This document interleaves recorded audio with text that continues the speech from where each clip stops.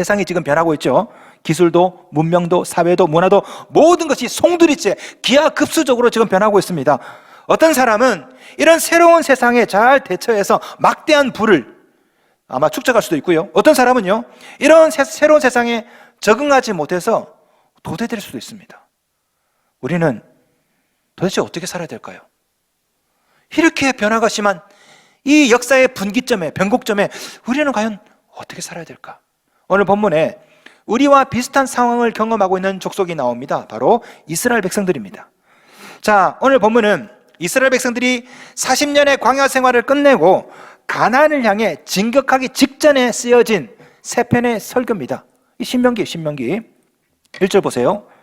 이는 모세가 요단 저쪽 숲 맞은편의 아라바 광야, 지금 이스라엘 백성들이 여기에서 지금 이 모세의 설교를 듣고 있습니다. 신명기가 이 모세의 세 편의 설교거든요. 그 설교를 이곳에 듣고 있어요. 자, 온갖 고생 끝에 홍해에서 아라바 광야를 거쳐서 이제 요단 건너편 이까지 왔습니다. 저기 너머에 가나안이 보여요. 이까지 왔다고요. 자, 이 거리를 걸어서 도보로 며칠 거리느냐? 10하루길. 자, 2절 말씀. 호렙산에서 세일산을 지나 가데스 바네아까지 10하루길이었더라. 근데 그곳까지 도착하는데 몇 년 걸렸다고요? 3절. 40째 해 11째 달 40년 걸렸습니다. 10하루면 갈 수 있는 그 거리를 40년 동안 걸려서 여기까지 온 거죠. 죽을 고생하면서. 자, 홍해를 건너서 출애굽했던 그 사람들은 지금 다 죽었습니다. 지금 이곳에 있는 사람들은 광야에서 태어난 사람들이에요. 광야에서. 자, 이 이스라엘 백성들 데리고 이제 가나안으로 진격해야 되는데 지금 모세는 나이가 120살. 신명기 말씀 전하고 이제 죽어요. 그들의 지도자는 죽습니다. 자, 그런데 문제는 가나안은 지금까지 살아왔던 곳과 전혀 다른 곳이라는 거죠. 이집트와도 다른 곳, 광야와도 다른 곳이 바로 가나안입니다. 이스라엘 백성들은 지금까지 철기 문명, 청동기 문명, 그런데 가나안은 철기 문명이에요. 철병고, 철로 된 검을 가지고 있고. 자, 그곳에는 사람들, 인종이 달라, 말도 달라, 문화도 다르고 기술도 다르고. 이스라엘 백성들이 가나안을 바라보면서 어떤 생각이 들었을까요? 두려움도 있고 기대도 있고. 왜? 아무도 가나안에서 살아본 사람이 하나도 없어. 야, 저기 들어가면 인종이 틀리대, 말도 틀리대, 문화도 틀리대, 문명도 기술도 다르대. 우리는 사막에서 살고 있는데 거기는 별천지야. 자, 이스라엘 백성들이 얼마나 두렵기도 하고 기대감도 들었을까요? 이 사람들의 미래는 도대체 어떻게 될까? 도대체 어떻게 살아야 될까? 이런 생각 안 들었겠습니까? 지금 우리가 그렇죠. 우리도 천신만고 끝에 지금 이 자리까지, 여기까지 왔습니다. 2022년 1월 2일 이까지 천신만고 끝에. 그리고 2022년 새해가 밝아서 앞으로 우리 앞에 새로운 세상이 펼쳐지고 있습니다. 그런데 문제는 아무도 그 새로운 세상에 살아본 사람이 없어. 메타버스, NFT 뭐 이런 말 처음 들어봤죠? 이런 세상에 누가 살아봤습니까? 아무도 살아보지 못한 그런 세상이 우리 앞에 있죠. 우리는 지금 두려움 반, 기대 반. 우리는 어떻게 해야 될까요? 말씀을 통해서 몇 가지 살펴보겠습니다. 첫째, 뒤로 물러서서는 안 됩니다. 미래가 무섭다고 도망가서는 안 돼요. 미래는 다가오고 있고 우리는 더 이상 코로나 이전으로 돌아갈 수가 없어. 과거로 자꾸만 물러서서는 안 됩니다. 전 세계 사람들이 스마트폰을 쓰고 있죠. 아이고, 나는 익숙하지 않아. 나는 그냥 2G폰 쓸래. 아니에요. 좀 있으면 2G, 3G 다 없어져. 예? 과거로 돌아갈 수가 없습니다. 여러분, 일본을 보세요. 일본이 어떻게 하다가 저렇게 나라가 저렇게 됐을까? 디지털 후진국이 됐을까? 신기하지 않아요? 세계 3대 강국인데 그래도. 예? 일본이 이렇게 오늘날에 저런 모양이 된 이유는요, 전 세계가 아날로그에서 디지털로 넘어갈 때 일본 혼자만 과거를 그리워하고 70년대 80년대 잘 나갈 때 이때만 생각해서 아날로그만 고집하다가 이렇게 된 거 아니에요. 일본에는 3가지 신기가 있다고 합니다. 신기, 신의 물건, 신기. 뭔지 아십니까? 팩스, 도장, 종이. 일본은 아직도 종이에다가 도장을 찍는 나라입니다. 신기하죠? 일본 사람 대부분 최소한 도장 2개 이상을 갖고 있습니다. 인감 도장이 있고 또 다른 막 도장이 있고 대부분 6개, 7개 도장을 갖고 있습니다. 걸어 다닐 때 열쇠 꾸러미 하나, 그 다음에 도장 꾸러미 하나. 청년들도 도장을 들고 다녀요. 왜? 항상 도장을 찍어야 돼요. 도장을. 일본은 아직도 팩스를 쓰는 나라입니다. 한 집 건너 한 집 팩스를 쓰고 있고요. 지금도 신형 팩스가 지금 출시되고 있어요. 놀랍죠? 팩스가. 예? 예를 들어서 코로나 환자가 발생하지 않습니까? 우리는 즉각적으로 보고되지 않습니까? 그런데 일본은요. 자, 의사가 환자를 딱 볼 때 이 사람 코로나 환자구나. 그러면 그 사실을 보건소에다 팩스를 보냅니다. 보건소는 이 팩스를 받아서 어디다 보내냐? 도쿄도로 팩스를 보냅니다. 그러면 도쿄도청 코로나 대책본부에서 전국에서 온 팩스를 다 모아서 뭐 하는 줄 아십니까? 그때부터 계산기 가지고 계산합니다. 2놈, 3놈, 10개 수기로 일일이. 사실입니다. 진짜 지금 그렇게 하고 있어요. 그래서 일본은 코로나 환자를 집계하는데 총 3일이 걸립니다. 근데 그마저도 통계가 부정확해. 왜? 수기로 하다 보니까 실수할 수 있지 않습니까? 그래서 일본 통계를 믿을 수가 없어요. 이게 참 너무 불합리해가지고 스가 내각이 작년 9월이죠. 9월 1일입니까? 디지털청을 출범시켜서 이 팩스를 없애보려고 했습니다. 팩스 없애자고. 그런데 일본 전 국민이 반대했습니다. 국회의원들이 다 반대했어요. 이 편한 팩스를 왜 안 쓰냐고. 실패했어요. 그래서 팩스에서 이메일로 바꾸려고 했는데 그게 안 돼. 제가 한 16년 전쯤에 영국에서 공부할 때 제가 통역 알바를 많이 했거든요. 근데 제가 기억에 세계 보안 엑스포가 그때 런던에 있었었는데 그때 제가 통역을 했습니다. 근데 제가 통역을 하면서 전 세계 IT 관계자들 얘기를 귀담아 들었어요. 막 엿들으면서 그때 제가 직감을 했습니다. 일본 망하겠구나. 일본 망하겠구나. 왜? 그때 얘기를 가만히 통역하면서 듣다 보니까 일본 사람들이 변화나 신기술에 대해서 굉장히 보수적이더라고요. 도전을 하지 않아. 한국 사람이면 일주일 걸릴 일을 일본 애들은 6개월을 검토하더라고요. 네, 그때 알았어요. 일본 망하겠구나. 그때만 하더라도 일본이 잘 나갈 때입니다. 소니 TV가 이 매장의 가운데 있던 때예요. 근데 그때 제가 통역할 때 일본 미래가 없구나. 왜? 변화에 대해서 두려워하고 자꾸만 잘 나갈 때 80년대 그때만 얘기하면요 미래가 없습니다. 개인이든 나라든 교회든 옛날이요. 거기에는 미래가 없어요. 지금은 몇 년인데 아직도 옛날을 그리워하고 코로나 이전을 그리워하고 젊었을 때 돈 잘 벌었을 때 그리워하고 그런 사람에게 어떻게 미래가 다가옵니까? 역사는 거꾸로 가서는 안 됩니다. 전 세계가 미래를 향해 달려가고 있는데 여러분만 과거를 그리워하고 옛날이요 그때 참 좋았는데 그러면 기회가 없는 거예요. 자, 오늘 본문에 나오는 이스라엘 백성들을 보십시오. 시내산에서 가데스 바네아까지 10하루면 올 수 있습니다. 자, 가데스 바네아에서 가나안 최남단 브엘세바까지 4일이면 갈 수 있어요. 자, 시내산에서 가나안까지 진격하는데 보름이면 됩니다. 15일 걸어서 도보로.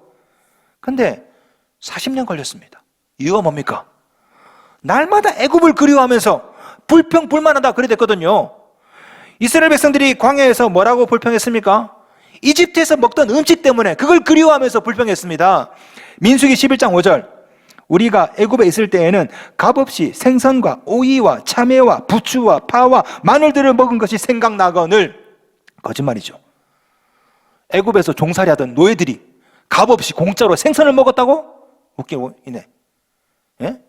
피라미드 짓느라고 고생 디립다 해놓고 그때가 좋았다. 그때 먹던 생선, 부추. 아니 홍해 건넜잖아. 근데 뭐하러 이집트를 부러워해? 그때를 지금 그리워하고 있다니까.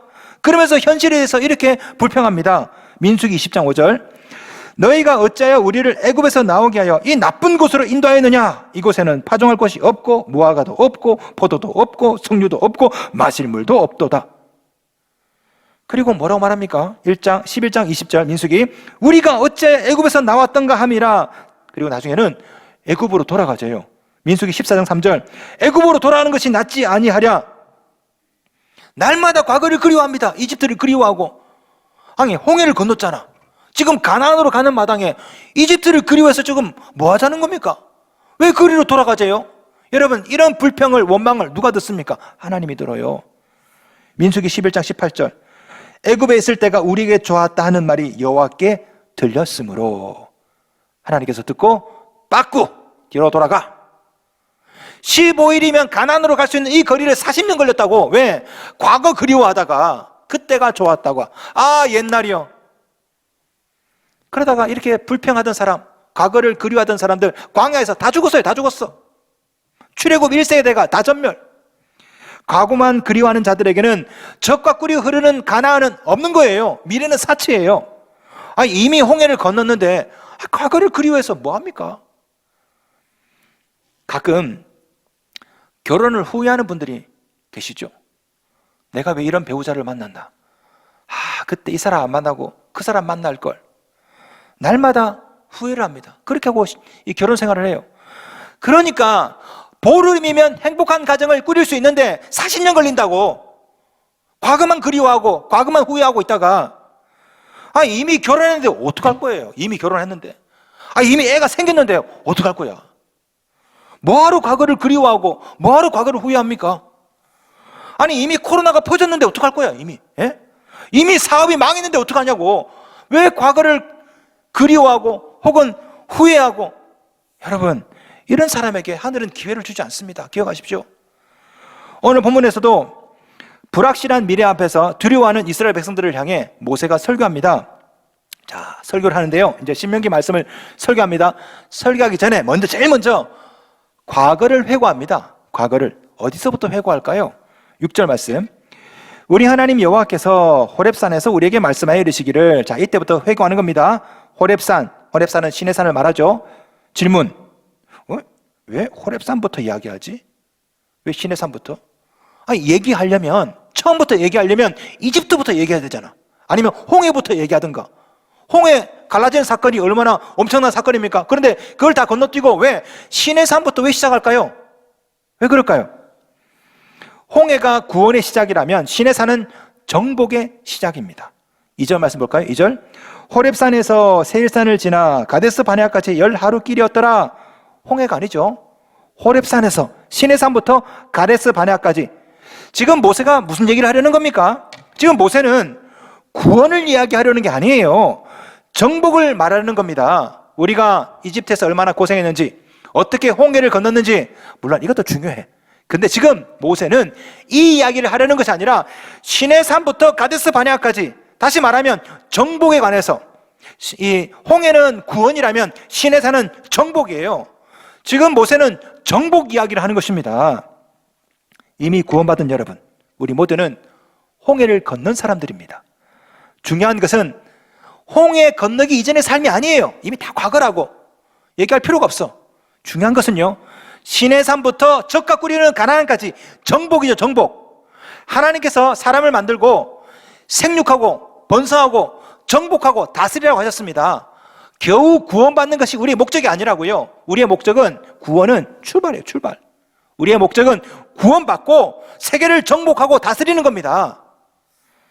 성도 여러분, 뒤로 물러서지 마십시오. 과거를 그리워하지도 마시고 후회하지도 마십시오. 이미 다 지나간 과거예요. 둘째, 그렇다고 현실에 안주해서도 안 됩니다. 과거를 그리워해서도 안 되고 현실에 안주해서도 안 돼요. 미래는 다가오고 있고 우리는 과거로 돌아갈 수 없고 미래가 무섭다고 현실에 안주하고 있어서는 안 되는 겁니다. 자, 오늘 본문에서 모세가 이것을 상기시켜 줍니다. 6절 말씀. 우리 하나님 여호와께서 호렙산에서 우리에게 말씀하여 이르시기를 너희가 이 산에 거주한 지 오래니. 자, 드디어 이제 모세가 설교를 할 때 이제 신의 산 얘기를 하는데 뭐를 상기시켜 주냐면은 이스라엘 백성들이 천신만고 끝에 홍해를 건너서 자, 신의 산에 도착했어요.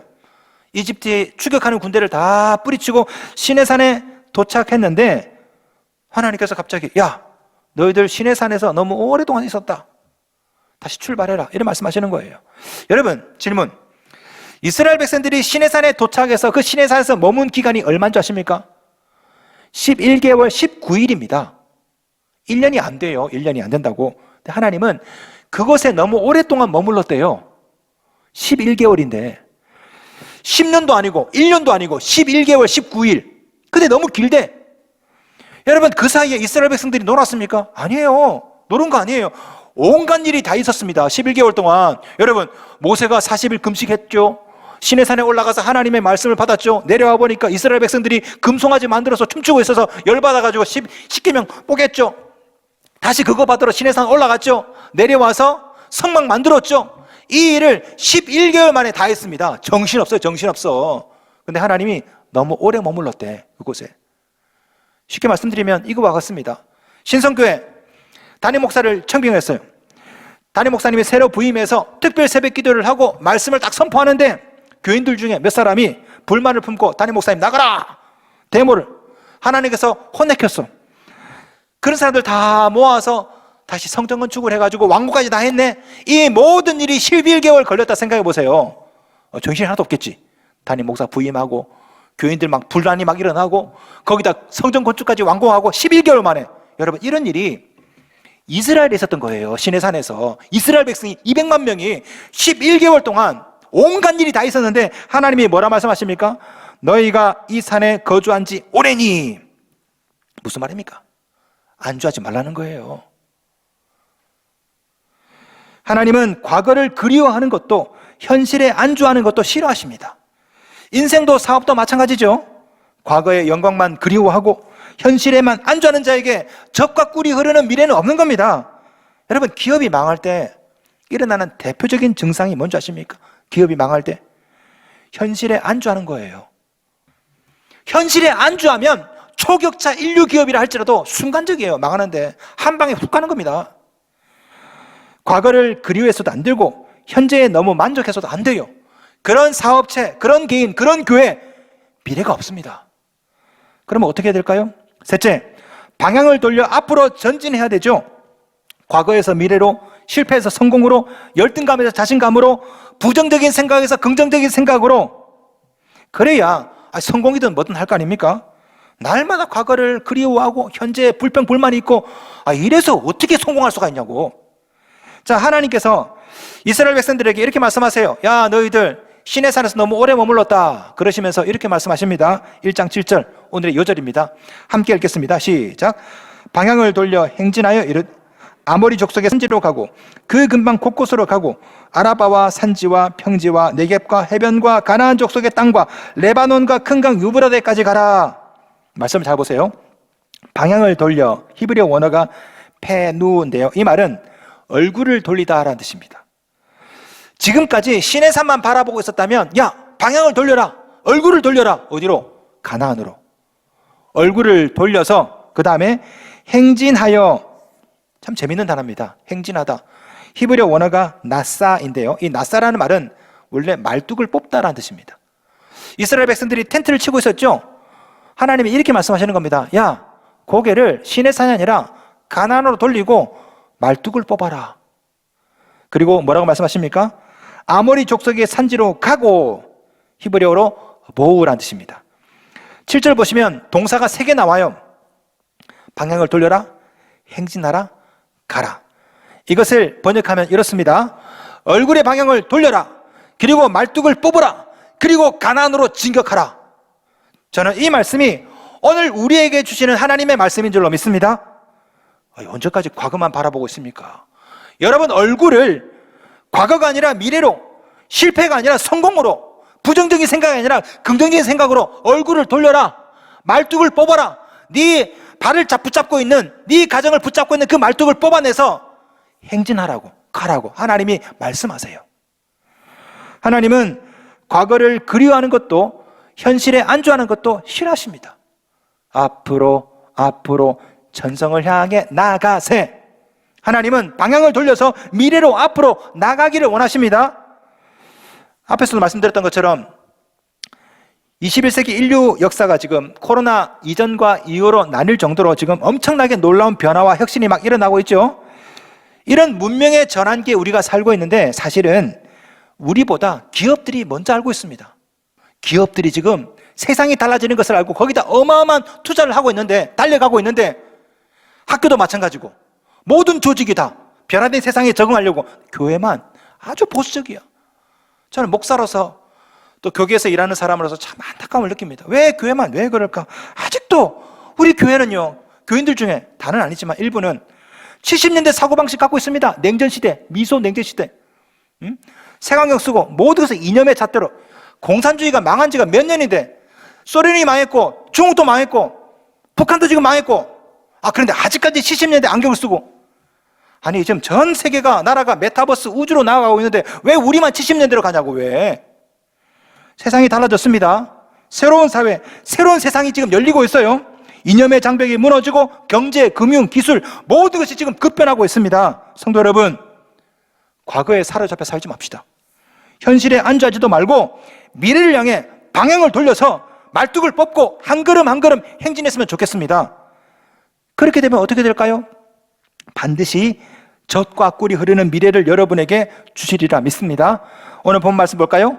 시내산에서 방향을 돌려 젖과 꿀이 흐르는 가나안으로 행진하라. 그러면 어떻게 된다? 8절. 내가 너희의 조상 아브라함과 이삭과 야곱에게 맹세하여 그들과 그들의 후손에게 주리라 한 땅이 너희 앞에 있으니 들어가서 그 땅을 차지할지니라. 젖과 꿀이 흐르는 그 가나안을 차지할 거랍니다. 네가 고개를 돌려서 말뚝을 뽑고 전진하면 내가 주리라. 여러분, 겁먹지 마십시오. 미래는 여러분 것입니다. 여러분이 도전하면, 미래를 향해 한 걸음 한 걸음 나가면 하나님께서 반드시 여러분 미래를 여러분에게 주실 줄로 믿습니다. 여러분, 우리나라 보세요. 코로나로 어렵다 하지만 코로나 기간에 우리나라가 이룬 경제적인 성과가 어마어마합니다. 여러분 참 아셔야 되는데요. 작년에 코스피 3,000 돌파했고요. 코스닥 1,000을 돌파했죠. 무역 규모가 1.2조 넘었습니다. 1.2조 달러가 넘었죠. 세계 8위입니다. 8위. 무역액이 사상 최대 규모를 달성했습니다. 작년에. 2000년대 들어서 여러분 이 경제를 보시면 대부분 15개 주요 품목이 있습니다. 15개 주요 품목, 반도체 이런 것들 그걸 보는데 우리나라가 단군 이래 처음으로 15대 품목 전체가 다 플러스 전환했어요. 다 성장했습니다. 처음입니다. 우리나라가. 단군 이래. 구매력 기준 일본을 추월했습니다. 우리나라가 더 잘 살아요. 일본보다. 아십니까? 이탈리아를 제치고 실질적인 G7 국가가 되었습니다. 우리나라가. 이런 놀라운 성과가 언론에 잘 안 나오는데 지금 엄청난 성과가 지금 일어나고 있는 거예요. 단기간에 이 정도 성과를 코로나 기간에 이룬 나라는 대한민국이 유일합니다. 지금. 더 놀라운 것은요, 제가 주목하고 있는 게 뭐냐면 한류문화 콘텐츠입니다. 한류문화 콘텐츠. 여러분 투자할 분 있으면 이쪽에 투자하세요. 제가 주목해서 보고 있는데요. 사상 처음으로 한류문화 콘텐츠가 지금 매출이 석유, 화학, 철강, 반도체를 추월했습니다. 우리나라 반도체 잘 만들죠? DRAM 같은 거. 그거보다 오징어 게임, K-팝, K-푸드가 돈 더 많이 벌고 있습니다. 일자리가 68만 개 만들어졌어요. 매출이 앞으로 4년 이내에 168조가 될 거랍니다. 한류문화 콘텐츠가. 야, 놀랍지 않습니까? 누군가 불평할 때, 누군가 현실을 저주하고 원망할 때 누군가는 돈을 쓸어 담고 있어요. 쓸어 담고. 억울하지 않아요? 나 억울하더라고. 누군가는 집안에 꽁꽁 숨어 있는데 누군가는 돈을 쓸어 담고 있다니까. 미래가 우리 앞에 열려 있습니다. 우려할 필요가 없어요. 얼마나 놀라운 기회가 우리 앞에 있는데 그 기회를 다 포기합니까? 하나님께서 뭐라 말씀하십니까? 7절. 아모리 족속의 산지로 가고 그 근방 곳곳으로 가고. 참 재밌는 게 이 가고라는 단어인데요. 번역이 좀 잘못되어 있습니다. 원어를 보시면 가고, 이 보우라는 단어가 가다가 아니라 오다라는 뜻입니다. 아모리 족속의 산지로 오고 그 근방 곳곳으로 오고. 가나안으로 가다가 아니라 가나안으로 오라는 겁니다. 무슨 말입니까? 젖과 꿀이 흐르는 땅 이미 너에게 다 준비되어 있는데 그리로 오라는 거예요. 오라는 거. 여러분 영화 보시면 유명한 그 장면 있죠. 두루와. 이 보호라는 단어가 바로 이 단어예요. 젖과 꿀이 흐르는 땅 내가 다 준비해 놨고 있는데 너희들 방향을 돌려서 행진해서 이리로 들어와. 젖과 꿀이 흐르는 땅을 내게 줄게. 오늘 말씀이 그 말씀이거든요. 오늘 본문을 통해서 하나님이 여러분에게 말씀하십니다. 내가 놀라운 미래를, 엄청난 기회를 다 준비하고 있다. 너희들은 들어오라고. 고개를 돌려서, 방향을 돌려서 이쪽으로 행진해서 들어오라고. 내가 다 주마. 성도 여러분, 두려워하지 마십시오. 방향을 돌리시기 바랍니다. 여러분 가정과 발목을 붙잡고 있는 말뚝을 뽑아내시고 가나안으로, 미래로 행진하여 들어가십시오. 18절. 그들과 그들의 후손에게 주리라 한 땅이 너희 앞에 있으니 들어가서 그 땅을 차지할지니라. 여러분도 반드시 그 미래를 차지하게 되리라 믿습니다.